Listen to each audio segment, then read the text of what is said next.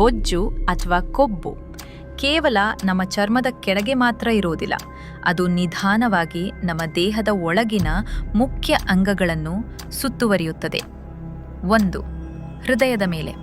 ಇದು ಹೃದಯದ ಸುತ್ತಲೂ ಗಟ್ಟಿಯಾಗಿ ಬೆಳೆಯುತ್ತದೆ. ಇದರಿಂದ ಹೃದಯಕ್ಕೆ ಬಡಿದುಕೊಳ್ಳಲು ಕಷ್ಟವಾಗುತ್ತದೆ ಮತ್ತು ರಕ್ತದ ಸಂಚಾರಕ್ಕೆ ತೊಂದರೆಯಾಗುತ್ತದೆ. 2. ಉಸಿರಾಟದ ಸಮಸ್ಯೆ. ಇದು ಶ್ವಾಸಕೋಶದ ಸುತ್ತಲೂ ಬೆಳೆಯುವುದರಿಂದ ಶ್ವಾಸಕೋಶ ಪೂರ್ತಿಯಾಗಿ ಹಿಗ್ಗಲು ಆಗುವುದಿಲ್ಲ. ಇದರಿಂದ ಉಸಿರಾಡುವುದು ಭಾರವಾಗುತ್ತದೆ. 3. ಜೀರ್ಣಕ್ರಿಯೆ ಸಮಸ್ಯೆ. ಇದು ಲಿವರ್ ಮತ್ತು ಹೊಟ್ಟೆಯ ಕರುಳಿನ ಭಾಗಗಳನ್ನು ಆವರಿಸಿಕೊಳ್ಳುತ್ತದೆ.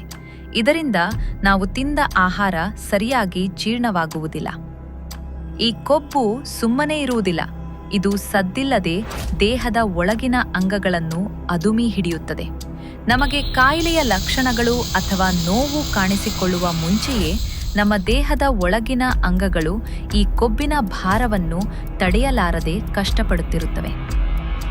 ಬೊಜ್ಜು ಅಥವಾ ಅಧಿಕ ತೂಕದ ಸಮಸ್ಯೆಯಿಂದ ಬಳಲುತ್ತಿರುವ ನಿಮ್ಮ ಸ್ನೇಹಿತರಿಗೆ ಈ ವಿಡಿಯೋವನ್ನು ಈಗಲೇ ಶೇರ್ ಮಾಡಿ.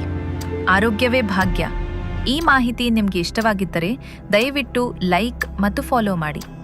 ಆರೋಗ್ಯಕ್ಕೆ ಸಂಬಂಧಿಸಿದ ಇಂತಹ ಹೆಚ್ಚಿನ AI ವಿಡಿಯೋಗಳಿಗಾಗಿ ನಮ್ಮ ಯೂಟ್ಯೂಬ್ ಚಾನಲ್ ಅನ್ನು ಸಬ್ಸ್ಕ್ರೈಬ್ ಮಾಡಲು ಮರೆಯಬೇಡಿ.